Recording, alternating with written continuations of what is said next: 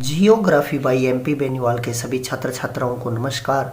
आज अपने नई वीडियो के साथ फिर हाजिर हुए हैं। आज का अपना जो वीडियो है वो महासागरीय जल की गतियों से संबंधित है। तो इसके अंतर्गत आज अपने 10 महत्वपूर्ण प्रश्नों के बारे में चर्चा करेंगे। पहला प्रश्न, सागर तल पर वायु के घर्षण से जल के ऊपर नीचे होने को कहते हैं। भाई, सागर तल पर अगर वायु के घर्षण से जल ऊपर नीचे होगा तो उसे लहर के नाम से जाना जाता है। तो इसका सही उत्तर है वो है लहर सै।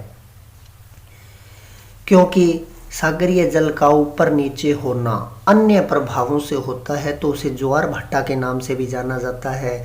जल आगे गति करता है तो धारा या प्रवाह के रूप में भी बहता है, लेकिन वायु के घर्षण से जब ऊपर नीचे होता है तो उसे लहर के नाम से जाना जाता है। दूसरा प्रश्न, लहरों को महासागर की तरल सतह का विक्षोभ किसने माना है? उस विद्वान का क्या नाम है?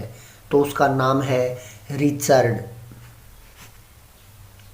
तीसरा प्रश्न, निम्न में से जो तरंग का प्रकार नहीं है वह है?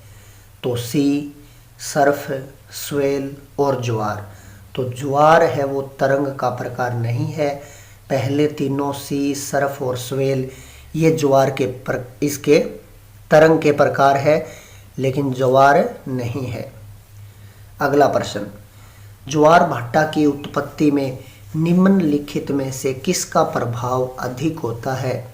यानी ज्वार भाटा आता है तो उसमें सूर्य, चंद्रमा और पृथ्वी, इनमें सबसे ज़्यादा प्रभाव किसका पड़ता है? तो इसका सही उत्तर है वो है चंद्रमा, क्योंकि चंद्रमा पृथ्वी के नज़दीक है। नज़दीक होने के कारण इसका प्रभाव सर्वाधिक पड़ता है।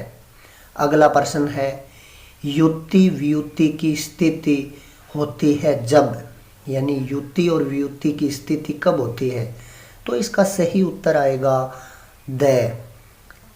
चंद्रमा, सूर्य व पृथ्वी तीनों जब एक सीध में होते हैं तो उसी स्थिति को युति वियुति के नाम से जाना जाता है। अगला प्रश्न, चंद्रमा कितने दिन में पृथ्वी का एक चक्कर लगाता है? तो चंद्रमा को पृथ्वी का एक चक्कर लगाने में जो समय लगता है वो है 28 दिन का। 28 दिन में अपना एक चक्कर पूरा कर लेता है। पृथ्वी से चंद्रमा की कम दूरी कहलाती है। इसमें 4 ऑप्शन है, अपसौर, उपभू, उपसौर और अपभू। तो इसका जो सही उत्तर है वो है उपभू।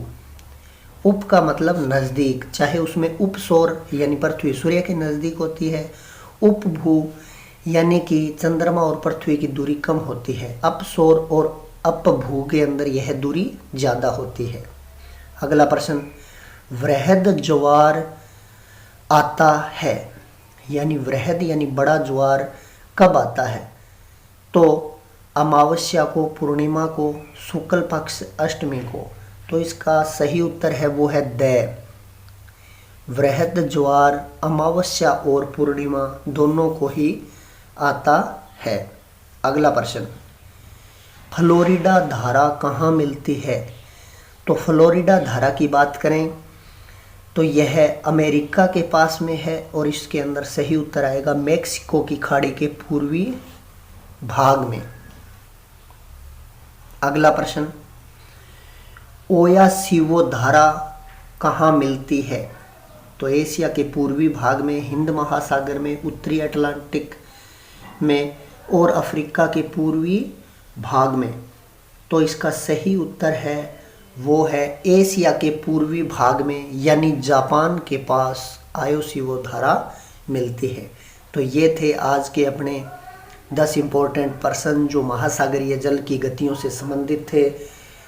अगली बार नई वीडियो के साथ फिर मिलेंगे, तब तक के लिए नमस्कार।